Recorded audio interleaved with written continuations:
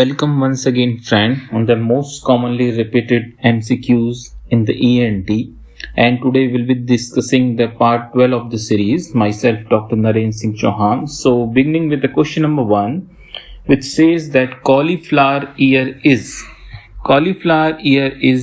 actually the hematoma of pinna. We have to remember this due to injury to the pinna, as in case of boxers or any other road traffic accidents also. If there is collection of blood inside the pinna, that takes a shape of cauliflower like. So that's why it is called as cauliflower ear. So cauliflower ear is actually the hematoma of pinna. Going with the second number question. This is the very important question, since this is most commonly repeated question in NEETPG exam from ENT part, which says that key fungus causing automycosis. If there is in option there is only Aspergillus niger, then we will go for Aspergillus niger. If there is only Candida, then we will go for Candida. But if the option contains both Aspergillus niger and Candida, then the Aspergillus niger will be the correct answer, because this is more common as compared to the Candida, whereas both questions are correct. Both the options are correct. Now going with the question number 3, which says that diffuse otitis externa is also known as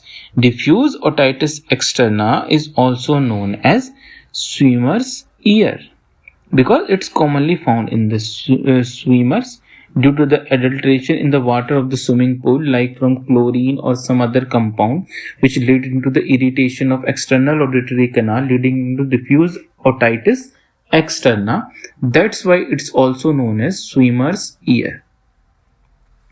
Now question number 4, this is the most important question from the external auditory canal as well as the pinna part of the ENT, which says that malignant otitis externa is caused by Pseudomonas aeruginosa. In one or the other year, we will find one question from the malignant otitis externa part. Malignant otitis externa is caused by Pseudomonas aeruginosa. Now, the question number 5, this is very tricky question, okay? As well as it's very important question in nowadays PG exam, because this is currently included question, and it become very important because now it is being repeated again and again, which says that meningitis bullosa. So meningitis bullosa is formation of bulla in the tympanic membrane. So we usually think of it is a herpes zoster infection which is the bulla formation. So we directly jump onto the option of herpes zoster or herpes like illnesses. But in case we know that meningitis bullosa is most commonly caused by Streptococcus pneumonia. It is a bacterial cause, that is streptococcal pneumonia. Going to the question number 6, which says that temperature of water used for syringing. So we all know this question, that for syringing we use the temperature of water same as the temperature of our body, neither too cold neither too hot. So this is the 37 degree, the optimum temperature to the body temperature. Now, question number 7, which says that most common cranial nerve palsy in malignant otitis externa. Malignant otitis externa, beside being a misnomer because it's not a malignant condition, it's an infection of the ear, external auditory canal and the pinna.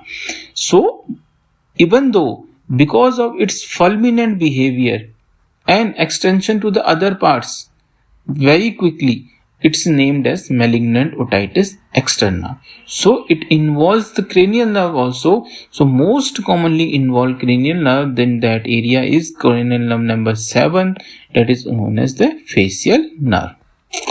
Now question number 8, this is very important, which says that most common cause of otitis externa is, that is the bacterial infection. So we have to keep in mind bacteria are the most common cause of otitis externa. Question number 9, which says that chalky white tympanic membrane is seen in. So this is a very simple question. It says sclerosis. Sclerosis is thickening and stiffening of the tympanic membrane due to deposition of calcium loss salt-like materials. So that's it, known as chalky white.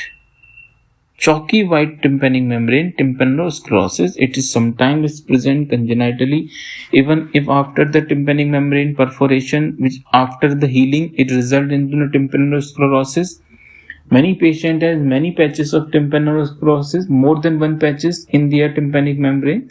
So sometimes it is considered sometimes as a normal finding, but it may hamper or it may affect the hearing of the patient. Question number 10. This is also a very important question. Asked in one or other PG exam almost every year, which says that direction of water jet while doing syringing.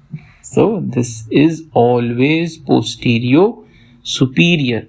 If the external auditory canal, the direction will be posterior and superior.